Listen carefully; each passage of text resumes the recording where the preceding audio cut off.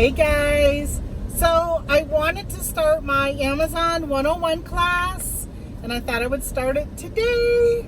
I've been really busy, so I haven't had a chance to sit down in front of a computer and start with classes like that with pre-recorded. Well, this would be pre-recorded, but pre-recorded where I'm in front of my webcam and all that. So I thought I'd go ahead and do round one with this one right here. So I really just wanted to talk to you quickly about Amazon selling and how you can sell on Amazon. So if you're new to my channel, welcome. I'm Tamara. I run Yellow Brick Road Reselling, and I have been on Amazon for only a year and a half, but I have learned a lot in that year and a half.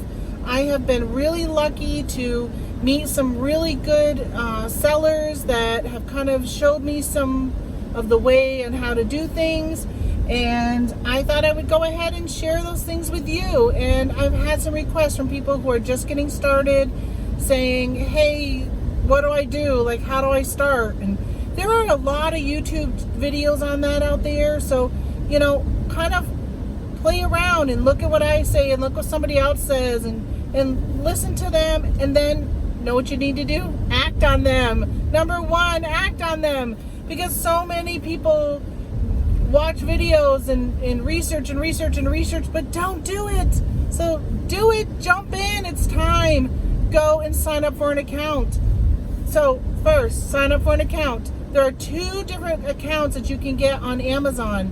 You can get a professional account, which is $39.95 or $39.99 a month, so $40 a month, and it gives you unlimited listings. So if you are used to being on eBay, where you have to pay per listing, or you have to have a store subscription, but it only gives you 1,000 listings, that type of thing, which is what I have, 1,000 listing store. On Amazon, you pay $40 and you have 1 million listings, 2 million, 3 million, 10 million, 10, whatever you want, you can do it. So if you want to be a hobby seller and you don't want to pay $40 a month, then you can sign up for a personal account, right? So one of them is called a professional account. That's the $40. But there is another option, and it is hard to find to sign up for, but you can sign up. So go to my Yellow Brick Road Reselling Facebook group, and I have step-by-step instructions on how to sign up for a account, which is called a personal selling account, and you only have to pay, or an individual selling account, something like that, and you pay $1 per item sold.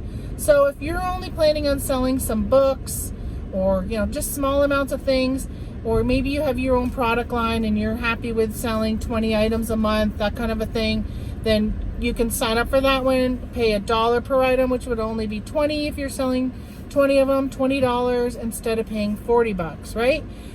Now, if you are serious about having this be a business, though, you are going to want to sign up for the $40 one.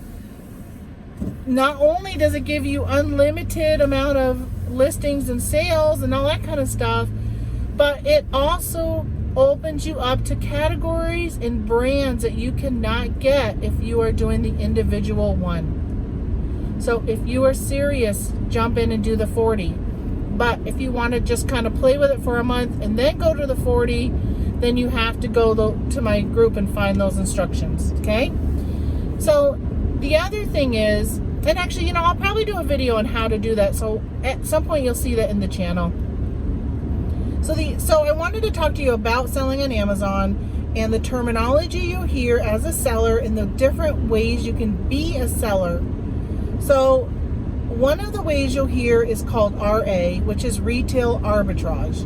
That's when you go to places like Walmart and Target, Lowe's, Home Depot, Tuesday Morning, Five Below, those type of stores. Just any type of retail store you're walking into, you're buying something brand new, or it could be even books from the Goodwill, Salvation Army, thrift, any thrift store, that type of stuff. You're buying books, book sales, and you're selling them used, okay? So make sure if you're going to, let's say you went to a liquidation center You need to make sure that you're listing your stuff as used like new, not in new condition, because you have to, if you're selling it brand new, you need to make sure that you have a chain of custody, which is what they call, which shows your receipt that you bought it from Walmart, where obviously Walmart is a trusted source in Amazon's eyes for having brand new merchandise.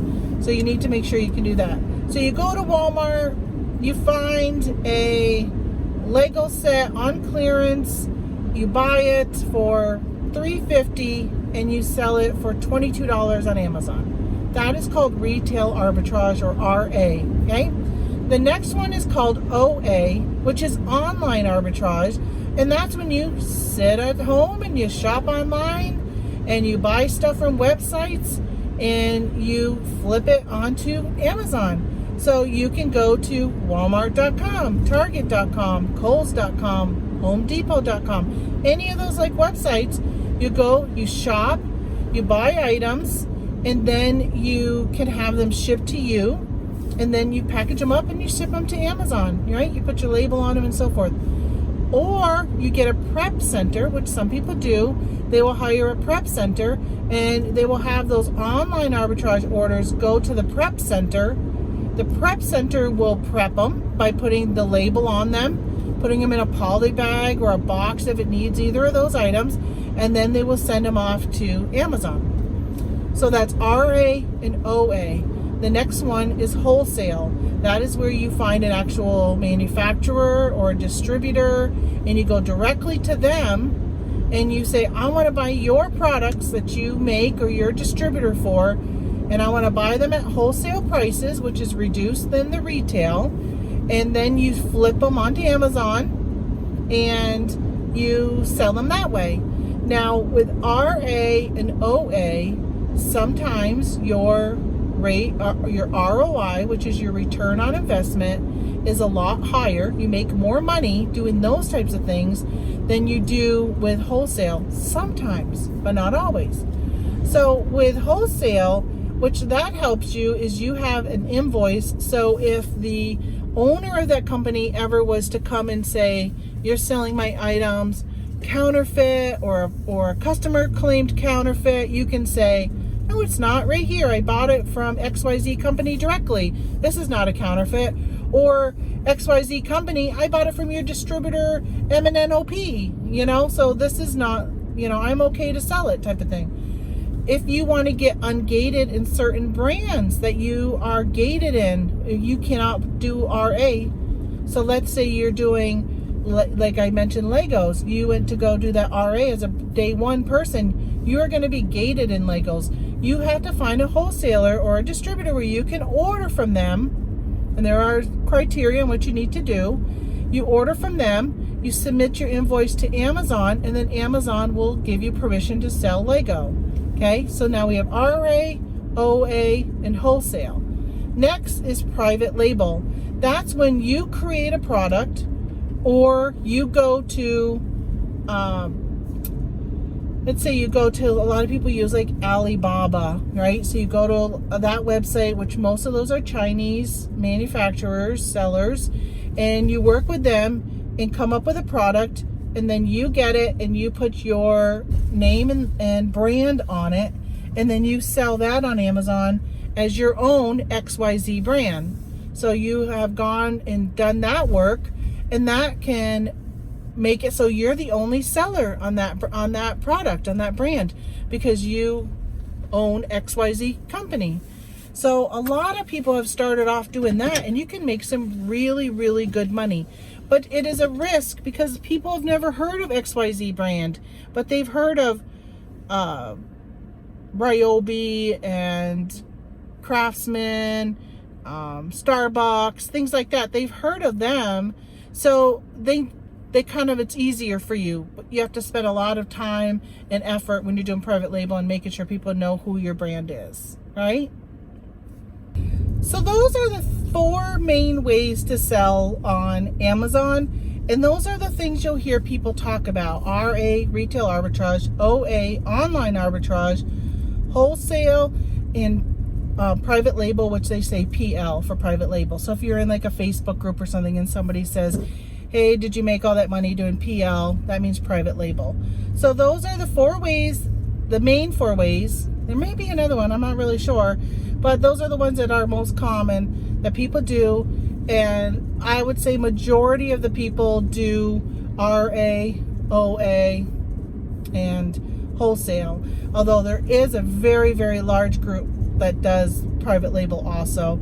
You'll find that there's some people that's all they do is private label. They don't do anything else, and they have a ton of different labels, and you can actually build a pretty big brand and just expand and stuff like that.